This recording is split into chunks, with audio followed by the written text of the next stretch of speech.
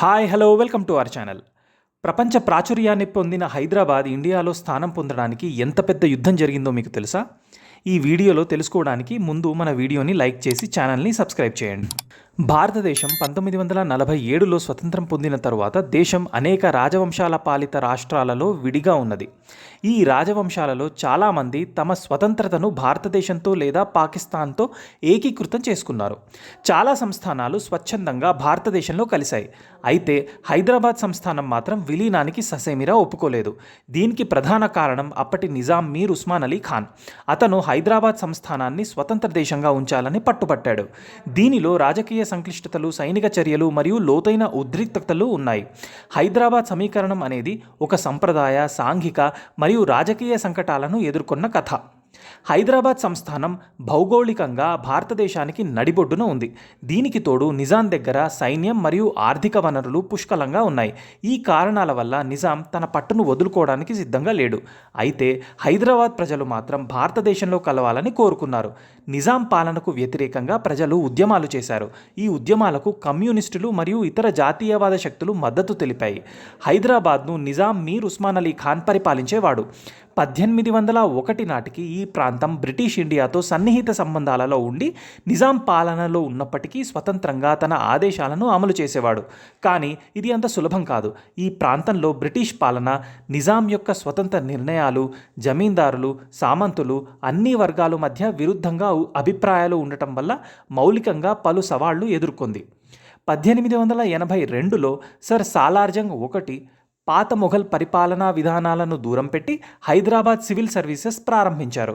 ఇది హైదరాబాద్ రాజ్యంలో ఆధునిక పౌరసేవా వ్యవస్థకు శ్రీకారం చుట్టింది. సర్ సాలార్జంగ్ ఒకటి వ్యవస్థాపకుడు పౌరసేవల వ్యవస్థను ఏర్పాటు చేసి ప్రజల కోసం సేవలను మరింత మెరుగుపరిచారు. హైదరాబాద్ యొక్క రాజకీయ మరియు సామాజిక వ్యవస్థ 1857లో బ్రిటిష్ పాలనకు వ్యతిరేకంగా జరిగిన తిరుగుబాటుతో మరింత సంక్లిష్టంగా మారింది. హైదరాబాద్ నవాబు దివాన్ సాలార్జంగ్ బ్రిటిష్ బలగాలను సమర్థించుకున్నారు. అయితే ఈ నిర్ణయం భారతదేశంలో సాంస్కృతిక చర్చలు, అభిప్రాయ వివాదాలను కలిగించింది. 1857లో ఈస్ట్ ఇండియా కంపెనీ పరిపాలన విరిగిన తరువాత హైదరాబాద్ బ్రిటిష్ అధీనంలో కొనసాగింది. కానీ నిజాం బ్రిటిష్ వైపునే నిలిచాడు. 1947లో భారతదేశం స్వతంత్రం పొందిన తరువాత హైదరాబాద్ను భారతదేశంలో చేర్చేందుకు పెద్దగా ప్రతిఘటన ఎదురైంది. నిజాం తన స్వతంత్రతను కొనసాగించాలనుకుంటూ భారతదేశంతో సమగ్రమైన చర్చలను, సంయోజనాలు ప్రారంభించాడు. హైదరాబాద్ రాజ్యాన్ని భారతదేశంలో భాగం చేసేందుకు కేంద్ర ప్రభుత్వం అనేక ప్రయత్నాలు చేసింది. కానీ నిజాం తన స్వతంత్రతను ఉంచుకోవాలని సంకల్పించినందున పరిస్థితి మరింత ఉద్రిక్తంగా మారింది. నిజాం తన ప్రభుత్వం రజాకర్స్ అనే ముస్లిం మిలీషియా గుంపును అంగీకరించాడు. ఈ గుంపు హిందువులపై హింసాత్మక చర్యలు చేపడుతూ రాజ్యంలోని సామాజిక సమతుల్యతను క్షీణం చేసింది. ఇదే సమయంలో హైదరాబాద్లో కమ్యూనిస్టు ఉద్యమం పెరిగిపోయింది. ఇది భారత ప్రభుత్వానికి అసహ్యంగా మారింది. పరిస్థితిని గమనించిన భారత ప్రభుత్వం హైదరాబాద్ సంస్థానాన్ని భారతదేశంలో విలీనం చేయడానికి సైనిక చర్య చేపట్టాలని నిర్ణయించింది. ఈ ఆపరేషన్కు ఆపరేషన్ పోలో అని పేరు పెట్టారు. 1948 సెప్టెంబర్ 13న ఆపరేషన్ పోలో ప్రారంభమైంది. భారత సైన్యం హైదరాబాద్ సంస్థానంపై అన్ని వైపుల నుండి దాడి చేసింది. నిజాం సైన్యం భారత సైన్యాన్ని ప్రతిఘటించడానికి ప్రయత్నించింది. కానీ వారి ప్రయత్నాలు ఫలించలేదు.